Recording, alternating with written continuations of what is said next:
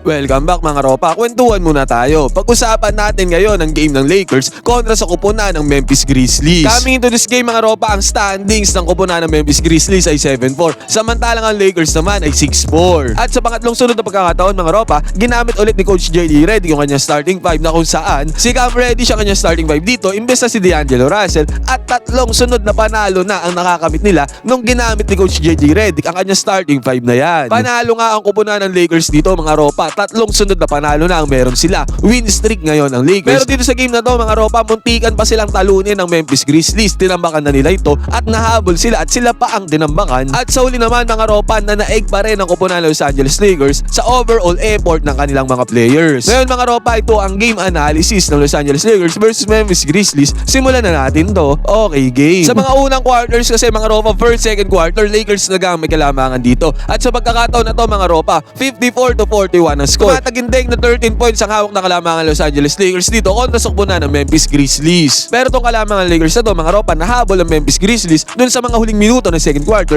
at sa third quarter. Kaya ang tendency mga ropa, yung easy na sana na game ng Lakers ay biglang naging exciting at later on biglang naging dehado pa ang kupunan ng Los Angeles Lakers dito dun sa mga huling parte ng laro. Yung 13 points na hawak ng kalamangan Los Angeles Lakers mga ropa, biglang naging 72-65. 7 puntos na ngayon ang hawak ng kalamangan ng Memphis Grizzlies. What a turn around, binaliktad ng Memphis Grizzlies ang kalamangan na yan ng Los Angeles Lakers. At umabot din sa punto na 79-71 ang score. At sa pagkakataon na to mga ropa, possession ng LA. At ang ginawa nilang play dito mga ropa, nandito sa baseline si LeBron James. Isolation play ang gagawin ng Los Angeles Lakers dito. At pansinin natin dito pagkahawak ni LeBron James ng bola, iniskan niya yung possible niyang daanan or lusutan dito papunta sa may ring. At nung nakita na ni LBJ na clear ang lane dito at walang maaaring makaharang sa kanya dito pag atake niya dun sa may ring, penetrate agad ni LeBron James ang depensa ng kupunan ng Memphis Grizzlies at madali lang siyang nakapunta dito sa may ring para sa easy 2 points basket is good. Sa pagkakataon na to mga ropa, kupunan ng Los Angeles Lakers na nag-aabol compared kanina na sila ang may hawak ng kalamangan. Ngayon mga ropa, kung nagtataka kayo bakit biglang nahabol pa ang kupunan ng Los Angeles Lakers, sila na ang may hawak ng kalamangan dun sa first at second quarter. Ito ang dahilan niyan mga ropa, yung kasing depensa dito ng Los Angeles Lakers.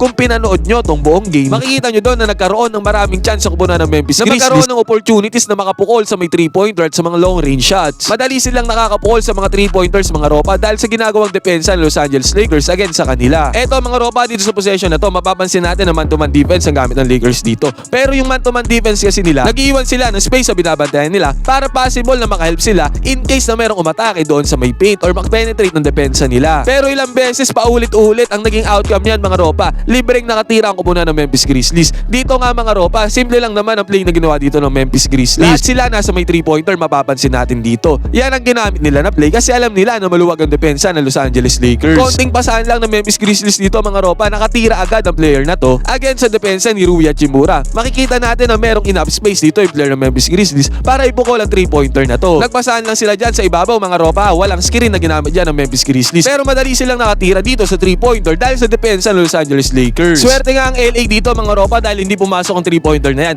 Pero yung ibang 3-pointer ng Memphis Grizzlies pumasok against sa depensa nila. Take note mga ropa, nangyari dito sa third quarter kung saan lumamang na ang kupunan ng Memphis Grizzlies against sa Lakers. Ngayon mga ropa, pinupoint out ko lang dito yung kahinaan ng Los Angeles Lakers. Compared kasi sa ibang top defensive teams katulad ng Golden State Warriors, yung ganitong depensa nila sa may 3-point line talagang mahigpit. Nahirapan yung mga kalaban nila na tumira sa may 3-pointer. Buti nga mga ropa, dito sa game na to kahit open look ang mga tira ng Memphis Grizzlies sa may 3-pointer, nagmimintes pa din sila. Pero kung top shooting team ang makalaban ito Los Angeles Lakers, tapos ganito yung depensa nila sa may 3-point line, may kalalagyan ng Lakers doon, mapapalaban sila. Katulad nga nung nangyari sa Cleveland Cavaliers na tinambakan sila ng Cleveland. Ngayon mga ropa, dumako na tayo sa sobrang commendable na ginawa dito ng Los Angeles Lakers, yung kanilang opensa. Dito mga ropa, nakapukol si Austin Reeves ng kanyang 3-pointer dito sa may left side, basket is good yan para kay Austin Reeves. At sinundan pa yan ang atake ni Dalton Knecht dito sa may paint turn around jumper, basket is good din para kay Dalton Knecht. Sa pagkakataon na to mga ropa, humahabol na paunti-unti ang kupunan ng Los Angeles Lakers. 92-83 ang score dito, 9 points pa ang kalamangan ng Memphis Grizzlies. Pero tinapiasan niya ni Dalton Knecht dito sa may corner 3-pointer niya. Ang hirap na tira to mga ropa para kay Dalton Knecht dahil nasa may gilid yan, at the same time well defended din siya dito ng Memphis Grizzlies. Pero para sa kupunan ng Los Angeles Lakers mga ropa, magic bunot ito si Dalton Knecht sa drop. Basket is good ang long bomb na yan. 3 points para kay Dalton Knecht. At sa sumunod na possession mga ropa, dito again, naiwan na naman na open dito ang kupunan ng Memphis Grizzlies. Take note mga ropa, ang ginawang play nga pala ng Memphis Grizzlies dito sa third at fourth quarter. Mostly mga ropa, drive and kick talaga. Kaya nakapukol dito ng mga 3-pointers ang kupunan ng Memphis Grizzlies. Although hindi pumasok yung iba dito. 12 out of 33 ang kupunan ng Memphis Grizzlies sa may 3-pointer. Drive and kick nga ang kanilang ginawa dito. 3-pointer na naman para sa kupunan ng Memphis Grizzlies. Pero mintes ulit yan. Take note mga ropa, 12 out of 33 ang Memphis Grizzlies dito sa may 3-pointer. Buenas pa din talaga ang Lakers dahil hindi pumapasok ang mga 3-pointers sa Memphis Grizzlies kahit nagkakaroon sila ng open look dito. Dahil sa mintes na yan ng Memphis Grizzlies mga ropa, transition offense dito ng Los Angeles Lakers. At again si Dalton Knecht na naman may hawak ng bola dito. Pull up jumper sa 3-pointer mga ropa, walang kaabog-abog. Tinirahan sila ni Dalton Knecht. Basket is good naman yan para sa long bomb ni Dalton. Ang outcome niyan mga ropa, 92-89 na ang score. 3 puntos na lang inahabol dito ng Lakers. At sa sunod na possession ng Memphis Grizzlies mga ropa, eto, sobrang commendable ang depensa dito ni Austin Reeves. Si Anthony Davis at si Austin Reeves ay isa sa mga top players ngayong season na kung saan ang defensive rating nila ay napakataas. Kaya dito sobrang commendable ang ginawang defense si Austin Reeves dahil na-deny niya dito ang opensa ng Memphis Grizzlies. At ang resulta niyan mga ropa is steal para sa kupunan ng Los Angeles Lakers. Nakapag-produce ang Lakers ng 2-pointer dahil sa steal na yan, 92-91 ang score. At possession ulit ng Memphis Grizzlies dito. At again mga ropa, yung play ng Memphis Grizzlies na drive and kick ginawa na naman nila dito sa possession na to. Open 3-pointer na naman yan dahil sa penetration, drive and kick nga. Buti na lang talaga mga ropa, nagmimintes talaga ang tira ng Memphis Grizzlies sa may 3-pointer. Kaya basket is not good para sa kupunan ng Memphis Grizzlies. Nagtapos ang third quarter sa score na 96-91, 5 points na lang ang lamang dito ng Memphis. At sa opening naman ng fourth quarter mga ropa, nakakuha ng pass break dito ang kupunan ng Los Angeles Lakers. Pinangunahan ni Dalton Knecht ang pass break na yan, pinasa alley-oop niya dito kay Coloco. Easy 2 points para sa kupunan ng Los Angeles Lakers. Tabla na ang score dito sa fourth quarter. Eto mga ropa, sobrang commendable na ang defense na ginawa dito ng Los Angeles Lakers. Dito pala sa huli sila, babanat sa depensa. Medyo malagkit ang depensa dito ni D'Angelo Russell. Kaya ang tira dito ng Memphis Grizzlies ay pilit na pilit. Ang tendency at outcome niyan, mintes ang tira na to ng Memphis. Dahil sa mintes na tira na to ng Memphis mga ropa, sa LBJ nauna na doon sa ring nila. At kahit dalawang defender ang bumabantay dito, kinalabaw ni LeBron James ang depensa dito ng Memphis para sa easy 2 points. Basket is good, may kasama pang foul. 101-100 na score mga ropa, wala nang 9 na minuto natitira dito sa fourth quarter. Pero agad bumawi ang kupunan ng Memphis dito dahil sa penetration nila sa depensa ng Lakers. At nag-end up yan sa pasa kay Zach Edey. Easy 2 points para sa napakalaking nilalang, basket is good. At sa possession ng Los Angeles Lakers mga ropa, si LBJ ang nagmamando ng bola dito. Ngayon, isang penetration ang ginawa ni LBJ dito na nagresulta dito ng pag-help defense sa Memphis Grizzlies. Tingnan nyo mga ropa, ang daming players sa Memphis ang nandito kay LBJ sa depensa. Sinalo din siya dyan ni Zach Edey dito sa may gitna, kaya ang outcome niyan mga ropa, si Coloco open na open dun sa may ilalim, dun sa may ring. High IQ player si LBJ mga ropa, kaya talagang yung play na gagawin niya dito is alley-oop pass kay Coloco. Easy 2 points, basket is good para kay Coloco. Nagkaroon tayo ng deadlock dito mga ropa, all 108 ang score, dikdikan na ang laban dito. 5 minuto may na lang natitira dito sa game. At yung play ng Memphis Grizzlies mga ropa na drive and kick ni Coach Chot Reyes, ginagamit pa din nila dito sa crunch time. At sa pagkakataon na to mga ropa, again successful drive and kick na naman ang nagawa dito ng Memphis Grizzlies.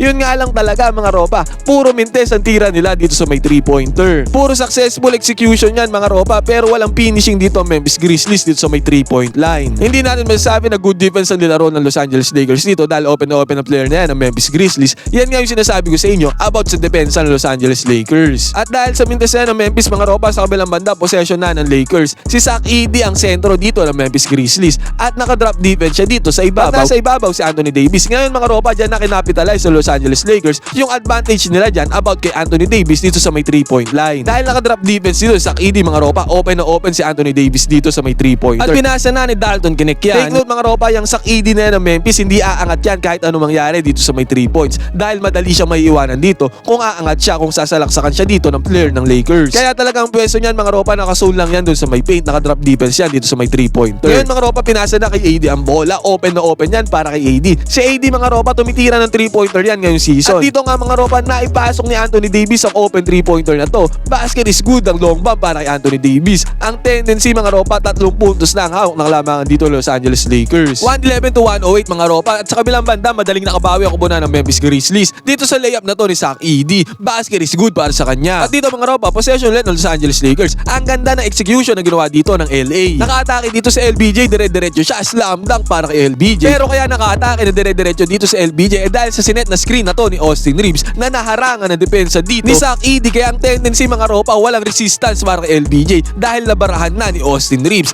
Basket is good para kay LBJ. At another one mga ropa, uulitin sana ng Los Angeles Lakers ang play na yon. Babarahan sana ulit ni Austin Reeves dito ang depensa ni Zach Edey. Yun nga lang mga ropa, naging congested dito yung lane. Pero high IQ play talaga ito si LeBron James mga ropa dahil meron pa siyang isang option dito kung hindi gumana yung pag-atake niya dyan. At yung isang option na yun mga ropa, si Anthony Davis nag-aabang na naman dito sa left side 3-pointer. Commendable naman ang pag-close out dito ni Zach Edey dahil galing siya dito sa depensa kay LBJ. Mabilis agad siyang nag-rotate dito kay Anthony Davis. Yun nga lang mga ropa, enough space na yan para kay Edey para ipukol ang 3-pointer. Kati 3 points lang niya. At another one, again, 3-pointer na naman para kay Edey. Basket is good. Sa pagkakataon na to mga ropa, 116-110 na ang score. 6 na puntos ang hawak na kalamangan dito ng Lakers. 116-110 mga ropa, 3 minuto na lang natitira dito sa game. At well-executed play na naman ang ginawa ng Lakers dito. Pasa kay Anthony Davis dito sa may mid-range. At sobrang commendable ang ginawang cut dito ni LBJ. Parang buong karir niya, ang tanda na niyan mga ropa ha. Pero kumakat pa rin siya ng ganyan. Simula nung pagkabata, rookie year niya, ganyan na yung mga cut na ginagawa niya.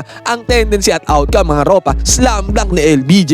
Easy 2 points para supunan ng Lakers. Sa kabilang banda mga ropa, 1 minuto mahigit na lang natitira dito sa game. Nakakuha ng defensive stops dito ang Memphis Grizzlies kontra sa Lakers. Mabilisan silang nakapuntos dito. 121-117 ng score. 4 points sa kalamangan dito ng Lakers. 1 minuto mahigit pa ang natitira dito sa 4th quarter. Pero si Austin Reeves mga ropa has come to play dito sa gabing to para sa kupunan ng Lakers. Siya ang pumukol ng last patch dito para sa kupunan ng Memphis Grizzlies. Step back 3-pointer para kay Austin Reeves. Pasok ang tira na yan ni Austin. 124-117 ang score dahil sa 3-pointer na ni Austin Reeves. Segundo na lang natitira dito sa game. At dahil sa effort ng mga players sa Los Angeles Lakers mga ropa, sa huli nakabit nila ang panalo dito against sa Memphis. Tumatagindeng na 7-4 na ang standings sa kupunan ng Los Angeles Lakers. Pang-anim sila ngayon currently sa standings sa West. Sunod-sunod din ang kanilang panalo mga ropa. Ngayon ang masabi nyo dito sa diskarte na to ni Coach JJ Redick. Pwede kayo mag-comment dyan sa baba ng inyong opinion. Magkwentuhan tayo.